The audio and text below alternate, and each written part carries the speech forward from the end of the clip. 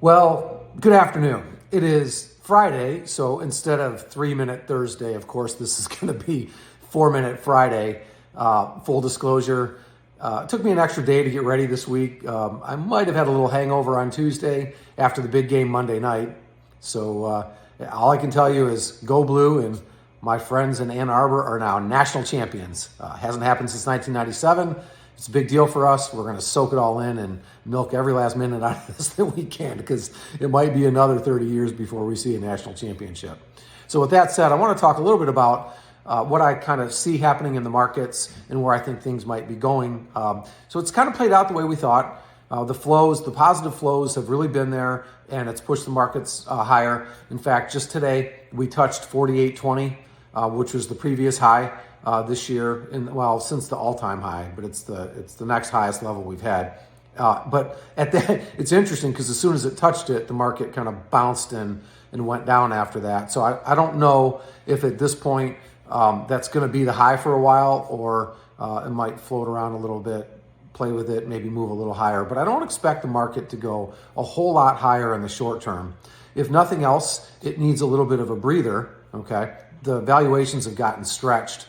And in the end, markets just don't go linear. So even if it did continue to push, considerably higher from here, it's much more likely that we're going to get some kind of a meaningful pullback. And since the flows, the supportive flows are all drying up in the middle of January, it's going to leave a little bit of an air pocket there potentially, where there just isn't going to be as much buying support. And, we'll see if the bears can step in and push the markets a bit lower. From our standpoint, we've been largely out of the markets. And so, I'm looking for some kind of a meaningful pullback to add some level of equity exposure. And I would say, the first place that I would really like to see the market get back to is around 4,500.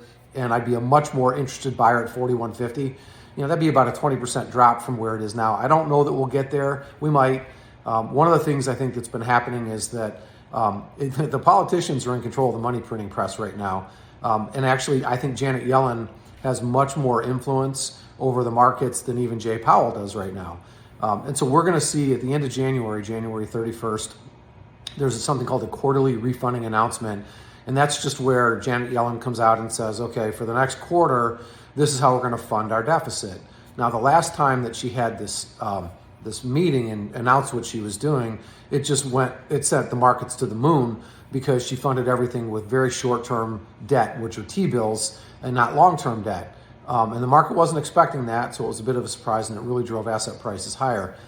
If she does something like that again, and I wouldn't put it past her at this point, she's definitely a political animal. She hates Trump, doesn't want to see him anywhere near the office, or any Republican for that matter, and wants to see the Biden regime continue in place. So, I would not be surprised, arguably, if she kept things at the short end, which would theoretically maybe be beneficial for stocks, and certainly would not drive long-term interest rates a whole lot higher, at least for the short term. So that could be supportive. If she doesn't do that, then you could see the market dip a little bit. But again, really what I'm looking for, I'd like to see the S&P get down to around 4,500, and maybe we'll nibble a little bit at that point.